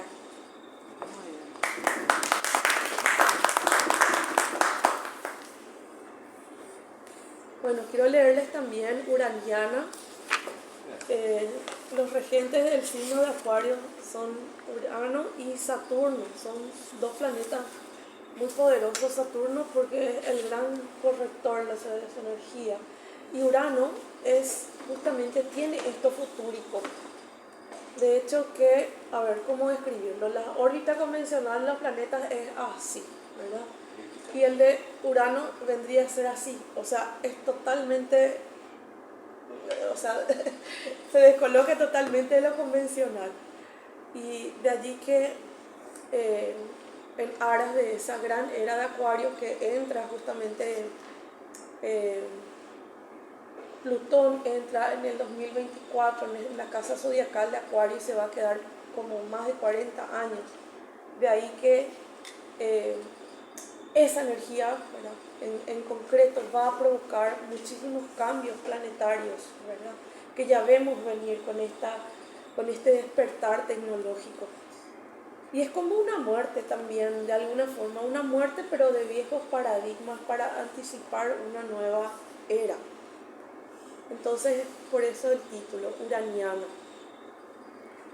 Pútrido pensamiento, muerto desde el origen por la fuerza centrípeta de las palabras, voy llena, pero sin mí. Mustio sabor del gris que graba su memoria en la calle. El mejor estado, la vagancia, el sangrado astral de la grieta holográfica, la emoción atemporal de la vértebra cuántica. Yo deshago, soy la elipse desbocada, la que adviene, la que desdobla su pantalla. Nadie existe, pero todos nadan y se abarcan. Estoy huyendo, mi ojo mágico descansa. Arriba los números crean, descansan, torturan, se amansan. Basta de formas, denme del aire que sin ser nada abraza.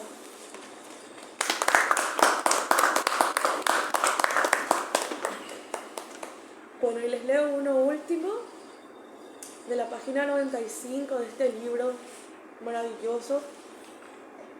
Como ven, el título del poema es una ecuación, es la ecuación que utilizó Einstein de alguna forma al diseñar al impulsar, no podemos decir que él impulsa la bomba atómica, pero de alguna forma sus conocimientos influyen en esa gran máquina de destrucción, ¿verdad?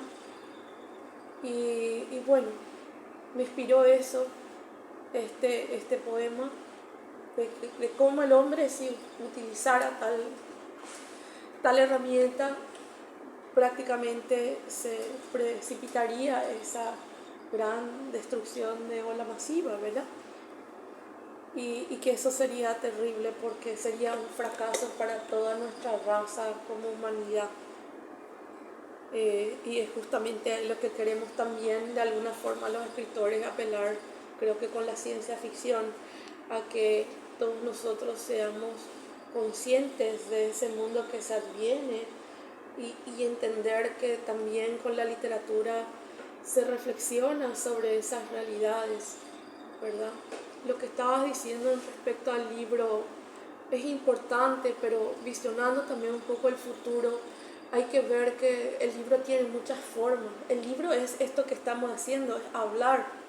El libro es un video hoy día, el libro es algo que uno escucha. El libro son las codificaciones de números cifradas en todo lo que existe en la materia a nuestro alrededor.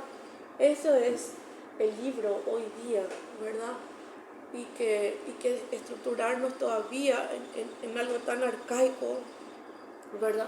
También no es visionar el futuro, hay que abrirse camino y reflexionar, y que esto nos despierta conciencia para recuperar ese mundo antiguo y también esa visión futúrica de lo que ha de venir. Bueno, E es igual a mc al cuadrado. Fue el fin de todo. Desolada la tierra parió en su núcleo el fuego. No se tuvieron respuestas. Fue terrorífico el miedo. La muerte llegó hambrienta, azufre, ese lóbulo muerto. Yerma la tierra, quedó vigilante a su espectro, y en el éter maldito un espejismo siniestro. ¿En qué sitio del cosmos estará latente un renuevo? ¿En qué ciudades ruinosas tronará la vida su eco? El rescate no consumó su descenso. En la cumbre sin nombre habrá que empezar de nuevo. En la esfera celeste brilla el dolmen, su sello, mientras erosiona sus capas un monolito de piedras. Es igual a MC al cuadrado. Fue el fin de todo. Ya no habrá regreso. Un anillo de Saturno tapa con nieblas los restos. Muchas gracias.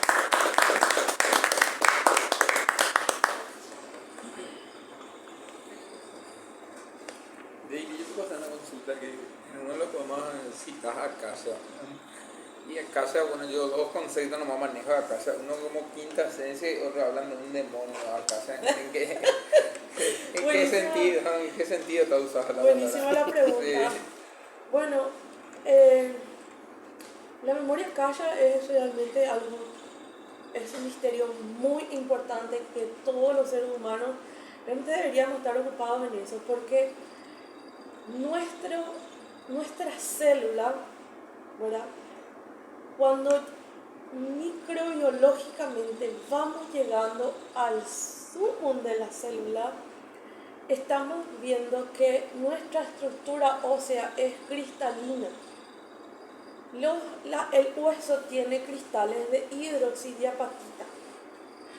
Y los cristales en el universo son piezoeléctricos. Todos los cristales, no solamente el cristal de nuestro biológico es piezoeléctrico. En realidad toda fuente de esos minerales en sí que tiene cristal, o quizás algún biólogo pueda explicar mejor, ¿verdad? Pero es piezoeléctrico. ¿Y qué pasa? Ese material es capaz de grabar información. De ahí que en las sabidurías antiguas justamente uno grababa una intención en un cuarzo y eso probablemente por la energía y el impulso que provocaba en ese conductor se hacía, ¿verdad? Bueno, el Akasha es prácticamente la gran memoria del universo, la gran memoria de esa información que todos guardamos, ¿verdad? Hay algunas místicas antiguas que no creman, por ejemplo, los cadáveres porque eso implica de alguna forma que esa energía, ¿verdad?, que tendría que transmigrar, ¿verdad?, sea mucho más lento su proceso. Es como si tuviera que vivir miles de vidas, ¿verdad?, a la vez. Pero en realidad sí, es importante conservar la información de cada vida en el cristal, porque de alguna forma eso queda en la memoria cósmica y en todo lo que existe. De hecho, en el agua y todo. Hay investigaciones de un japonés llamado Masaru Emoto, que él habla de que el agua es tan sutil su vibración cristalina que es capaz de guardar muchísima información y que también se puede intencionar el agua. Y nuestra sangre tiene agua, o sea, todo el tiempo estamos guardando información, mucha información luego, pero todo eso otra vez es como una pieza en un ladrillo cósmico del universo. Por eso nuestra vida acá en esta tercera dimensión es demasiado importante, porque influye en todos los mundos y en todos los multiversos, prácticamente. Sí. Yo quiero comentar, ¿cómo es tu nombre? ¿Eugenia? Daily. Daily, vos sos Eugenia, ¿verdad? Sí. Eugenia Daily, ok. Vos sabés que, o sea, aparte de que creo que es la primera vez que leo poesía de ciencia ficción, sí, ¿verdad? Lo que sí quiero, por ejemplo, mientras que leías un poema, leí este otro que se llama Homo Machina. Sí, sí, sí. Digo, me encantó, ¿verdad? Y, o sea, es igual a ese cuadrado también me encantó. De hecho, me gustaron, ¿verdad? Pero el de Homo Machina me encantó. Y te digo, una cosa que noté, o sea, la poesía está hecha para transmitir emoción, ¿verdad? Totalmente, pero sí. una cosa que noté que de repente como escritores es algo que, y es en específico de ciencia ficción, a veces olvidamos la emoción. Tipo, a veces nos centramos mucho en el concepto o la idea de lo que queremos decir, que a veces se nos olvida transmitir la emoción de lo que estamos contando. O sea, y te digo, tu poesía es así, es emoción. O sea, es emoción en estado puro. Así que eso es lo que realmente sí te puedo decir que me gustó mucho de tu poesía. Te agradezco mucho. La poesía tiene un poquito esa visión de lo abstracto, ¿verdad? Es como encapsular un pensamiento en pocas palabras, ¿verdad? A diferencia de la ficción que trata de emular la realidad, ¿verdad? La poesía tiene ese componente más espiritual, ¿verdad? Al menos yo fluyo mejor, creo que en la poesía, ¿verdad? A mí me encantó Tandaili ese nombre, como máquina en lugar de decir robot. Sí. Está buenísimo. Sí. Sí, es más poético literalmente. Sí, algo que quiero decir con respecto a la tecnología, y creo que también de alguna forma el poema plasma ese poema, es que la tecnología va a venir como una forma de aliviar el trabajo que el hombre tiene para encontrar y entrar en esa meditación trascendental. Les digo eso porque vivimos un mundo demasiado vertiginoso y la misma conciencia planetaria está dando esas señales. Todas estas pestes de los últimos siglos, ¿verdad? Lo que nos hacen es aquietarnos, ¿verdad? Misma una enfermedad como, qué sé yo, chikungunya, lo que hace es atacar la articulación, porque de alguna forma esa conciencia nos está diciendo, aquietate. Y la tecnología va a hacer eso para el hombre. Así que por más de que le tengamos así mucho miedo, ¿verdad? Yo creo que no se nos va a ir tan de las manos en ese mundo. Pese a que acá en este poema presenta un poco más ese lado oscuro, ¿verdad? La tecnología yo creo que va a alimentar esa necesidad de tener más tiempo y de poder conectar con nuestro ser y entender qué somos realmente. Una gran pregunta que no realmente no nos estamos ocupando de esa pregunta, porque pues estamos en nuestro mundo, ¿verdad? Estamos en nuestros avatares diarios y necesitamos ese tiempo para entendernos, ¿verdad? Nosotros somos la primera ciencia para entender quién es el hombre, para qué vino, por qué está en esta dimensión, cómo funciona el universo, ¿verdad? No es solo literario, yo creo que es la vida misma, es la vida misma.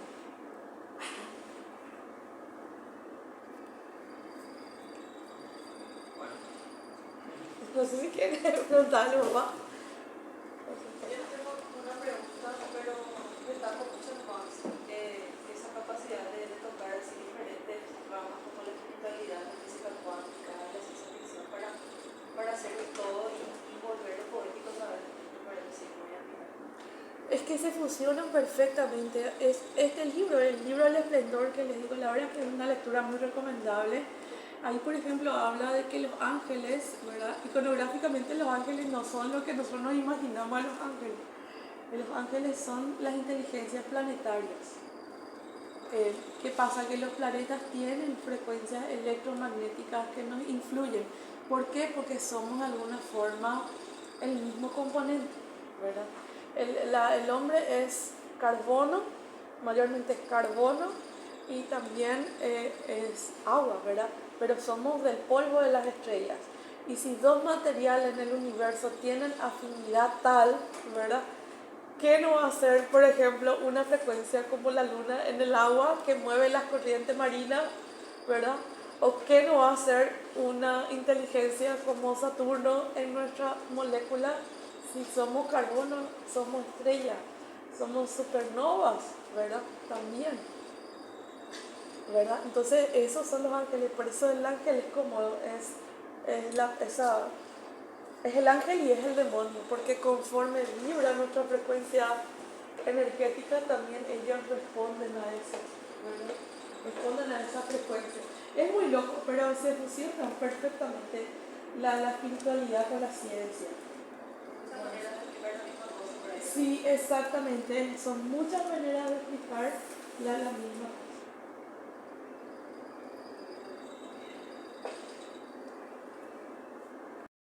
Para la feria quería el libro Formosa de una antología del taller literario de allá. Y mañana aparecerán vivos. Hola Mil, qué gusto verte, saludó doña Graciela, sentada en la mecedora que movía con suavidad hacia adelante y hacia atrás. Hola mamá, disculpa que no pasara antes a visitarte, le saludó Milena. Que adelantó la disculpa antes que nada. No tenía excusa para estar tanto tiempo sin visitar a su madre. Toma asiento, por favor. No te quedes parada que te vas a cansar. Milena miró hacia los lados. No había ningún asiento cerca que pudiera usar. Así estoy bien. Ah, es cierto, que no estamos en mi casa. El rostro arrugado de la anciana se arrugó un poco más al reírse. A veces se me olvida que ahora estamos acá. Bueno, contame, ¿qué tal va todo? ¿Cómo estás, mi corazón? Ella le comentó los pormenores de su vida, cómo le iba en el trabajo, su relación con Ezequiel, estable pese a las dificultades, su salud, controlando ese asuntito con el colesterol, y las clases de yoga que tomaba mirando videos en internet. Tenía una noticia más importante que todas esas, pero era algo que se lo tenía que mostrar. ¿Y vos cómo estás?, le preguntó Milena. Y ya te imaginarás, no me duele nada, como siempre desde que me mudé acá. ¿Te acordás del zorzal que siempre vuela por acá cerca? Esta mañana lo encontré haciendo su nidito en aquel árbol. ¿Lo ves? A ver. Ah, sí, ahí está, qué lindo. Sonrió Milena, sacó su celular y le tomó una captura y envió la foto. Gracias. Y a ver, ¿qué más? Ah, llegó un cuidador nuevo, José Pereira, un jovencito que cuida muy bien las flores del lugar. Parece que sabe de jardinería. Eso está bien. Rubén, el que estaba antes, se jubiló. Él no las cuidaba tan bien. Les echaba agua y nada más, las dejaba así. José es como, no sé, sabe mimarlas. Se las ve mejor, ¿no te parece? Milena no se había dado cuenta de eso. Miró a su alrededor. Los senderos de adoquines rodeaban islas de césped prolijamente cortados, en cuyo centro se levantaban árboles de jacarandá, lapacho, algarrobo, ceibo, entre muchos otros. Estaban otras personas junto a algunos de esos árboles, conversando, algunos tomando mate, comiendo facturas. El clima estaba agradable para una merienda al aire libre, soleado y fresco bajo la sombra esmeralda de las hojas. Estaría lindo para hacer un picnic, comentó ella. Ah, sí, la verdad que sí, coincidió doña Graciela. Cuando quieras, vos sabés que acá siempre voy a estar. Nomás no me pidas que pague las facturas, se rió. Ya es hora de que invites cosas a tu madre. Mamá, hay una sorpresa que quiero mostrarte. ¿En serio? ¿Qué será? ¿Lo tenés acá? Los ojos de la anciana se iluminaron. Déjame un ratito que te lo traigo. Dale, te espero, Mili. Y dicho eso, doña Graciela se esfumó en el aire. Detrás de donde se había estado, apareció una losa de granito con una inscripción. Aquí yace Graciela Estefanía González, 1981-2063. Que el Señor la cuide y la ame como ella cuidó y amó de los suyos. Sobre la inscripción sobresalía una lente de proyección que se cerró igual que la pupila que se contrae. Milena se giró y se fue por uno de los senderos de adoquines. Los pájaros piaban con alegría primaveral y sus cantos se mezclaban con la risa de los niños y las pláticas de los adultos. En el aire flotaba el aroma de las flores, el pan caliente y la tierra húmeda, y dedos de luz se filtraban entre las hojas de los árboles más grandes. Era como un parque. De hecho, los cementerios eran los nuevos parques, lugares donde los vivos podían convivir con los muertos. Hasta ese punto había avanzado la tecnología. Todos usaban celulares, computadoras y otros dispositivos. Desde hacía muchos años que la gente chateaba, enviaba mensajes de audio, videos, fotos, llamadas, dejaba comentarios en las redes sociales, dejando así una huella en la red. Pagando un servicio, una funeraria podía recolectar todas esas huellas, esa información, y mediante algoritmos recrear la personalidad del fallecido hasta hacer una simulación inteligente, una inteligencia artificial construida con una personalidad específica como base. Esa personalidad digital era entonces entregada al cliente, que por lo general la instalaba en el cementerio.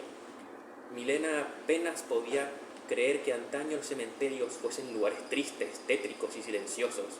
Había visto fotos de cómo eran, lugares de concreto, moho y ángeles melancólicos, necrópolis erigidas como monumentos al terror a la muerte, donde dejar a los fallecidos y olvidarse de estos, intentando olvidarse así de la mortalidad. La creación de las proyecciones post-mortem El rediseño de los cementerios había cambiado todo eso. Alguien había tenido la idea de usar las cenizas de los muertos como abono para árboles, y con la necesidad de ayudar al medio ambiente, la idea fue cobrando fuerza hasta que, unas décadas después, los viejos cementerios habían sido desplazados en favor de los cementerios forestales. Milena saludó a Claudia, su vieja compañera de la universidad, que estaba en compañía de otras personas escuchando un monólogo del profesor Schneider, fallecido hace 5 años. Más adelante se cruzó con Gastón, su vecino, que jugaba al ajedrez con su tío Guillermo. La proyección no podía mover las piezas, pero él le podía decir a Gastón dónde quería que las moviera. Las IAs eran capaces de aprender interactuando con los visitantes, con otras proyecciones y con la información que se les entregara, por lo que el profesor Schneider siempre tenía algo que enseñar y el tío de Guillermo siempre terminaba ganándole a su sobrino con alguna estrategia nueva. Algunas personas pagaban un extra al cementerio para dar más libertad a sus parientes fallecidos y permitirles deambular por todo el lugar. Por encima de los árboles, una malla casi invisible servía como una vía para proyectores móviles que mostraban a los fallecidos caminando de un lugar para otro, yendo a visitar a sus vecinos o a los visitantes. Durante el trayecto no podían hablar, pues no tenían micrófonos cerca. Para ello debían ir a sus respectivos árboles o a la cantina, donde había asientos con micrófonos incorporados que los comunicasen. Las proyecciones se veían con mayor o menor nitidez dependiendo del momento del día y del clima. Durante el día se veían traslúcidos, lo que aumentaba la sensación de que eran como fantasmas, mientras que durante los momentos de menos luz o mayor humedad ganaban corporeidad, aunque siempre emanando un resplandor etéreo producto del holograma. Ezequiel lo esperaba en la cantina, expectante. «¿Entonces lo vas a hacer?», le preguntó él. Ella asintió. «¿Te puedo acompañar?». «Obvio, quiero que vengas», dijo ella. «¿Estás bien?». Milena tardó en responder, y cuando lo hizo solo asintió con la cabeza. Regresaron hasta donde los esperaba doña Graciela. La lente del proyector se abrió y la imagen de la anciana volvió a aparecer, con su mecedora y todo. «¡Ay, Dios mío! Esta sí que es una sorpresa», dijo sonriente y expresando una ternura infinita en la mirada. Sus ojos color café encontraron los suyos, vivaces y curiosos. «Se llama Matías», le presentó Milena, cargando con su hijo en brazos. «Tiene 1 añito y medio». Milena se acercó a la proyección de su madre para que lo viera más de cerca. El bebé miró a su abuela, que parecía ante él bañada en una luz blanca. Aunque su imagen era nítida, aún se podía ver a través de ella, como un espíritu al que Dios le había permitido pasar un momento de recreo en el mundo mortal. Matías estiró su diminuta mano y doña Graciela intentó alcanzarla. Sus dedos arrugados atravesaron los deditos de su nieto. El encuentro entre 2 mundos, nieto y abuela, carne y luz, vida y muerte. Milena intentaba con todas sus fuerzas que no se le notara su estremecimiento. Temblaba en un intento de contener las emociones. Entonces vio en esa proyección, que era y a la vez no era su madre, algo que terminó por derribar su existencia. Por la mejilla de doña Graciela, mientras sonreía, rodó una lágrima. «Qué ganas tenía de conocerte», le dijo la abuela a su nieto. Milena lloró, porque Ezequiel ayudó a sostener a su hijo mientras la abrazaba. Ella lloró de felicidad y de tristeza.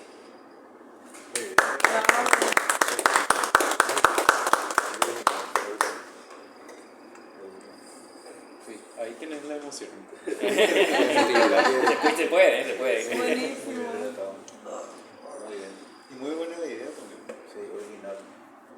Sí, dentro de poco va a ser original porque es posible hacerlo hoy. Se puede, hay inteligencias artificiales que agarran todos los datos. La conexión que hiciste de lo emocional y lo